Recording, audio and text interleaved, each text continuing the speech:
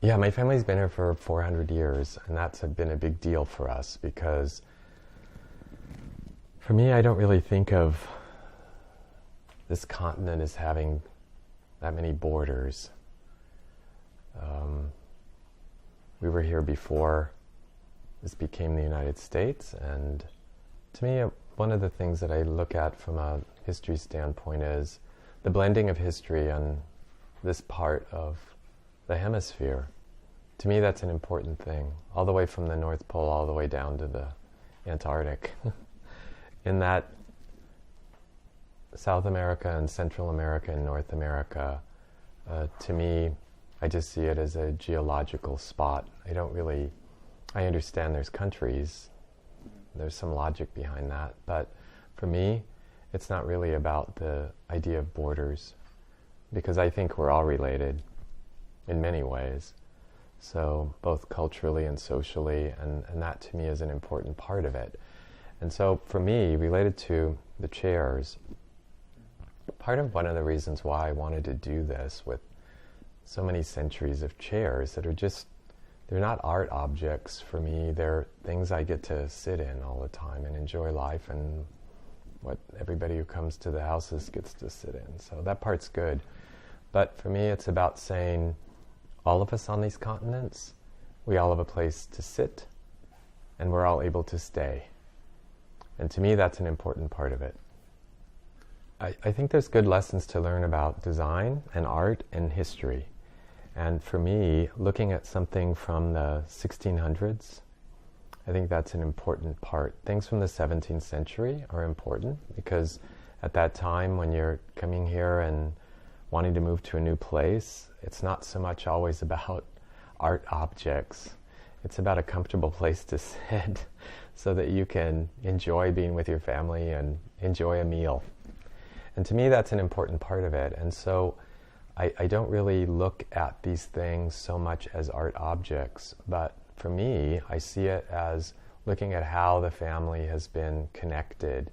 And so I'm not just English, I'm also Swedish. And so that aspect of design in Scandinavia is an important part of the blend of how that affects a lot of things related to design and art. So to me, that's what makes all of this enjoyable. So I don't really look at it as just come and look at a chair. I really want people to understand that it's about how we can be rooted in culture among all of us and how we can sit down and talk about it. The idea of Swedish culture is always important, and Scandinavian culture, partly because my grandfather and his father and other fathers before him were woodworkers who built furniture. And that aspect of how to make things, what might appear to be simplistic, but in many ways are a little bit more complicated in how they have to be assembled. To me, that's an important part of it, because it's not so much about just the carved decoration or painting or other kinds of little treatments, which add to a certain chair character, but there is some logic behind just looking at something very simplistic. And so even when I look back at some of the pieces that are 300 years old, that are very simple, sometimes people don't realize that they're that old. They think they might be from the 20th century or from the late 19th century, when it's actually a 300 or 400-year-old object that is about sitting in and being comfortable and being durable. And for me, that's an important understanding of what an object is about, but also what culture is about. I think integrating chairs and objects into everyday life is something really important. For me, it's not about trying to impress people. That's not what it's about.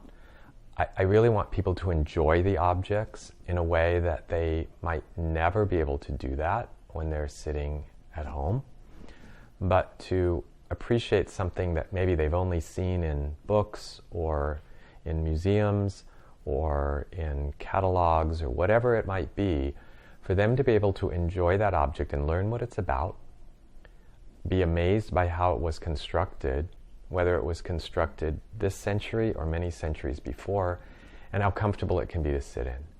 And that to me makes a big difference. And so I always like it when guests come and they get to pick where they want to sit.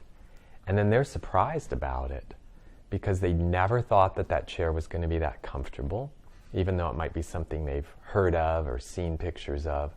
But to actually be able to sit in it and enjoy it is what's a little bit of a surprise for people. Because sometimes they'll walk in and they'll see something and, oh, that chair's smaller than I thought it was, or maybe larger than I thought it was.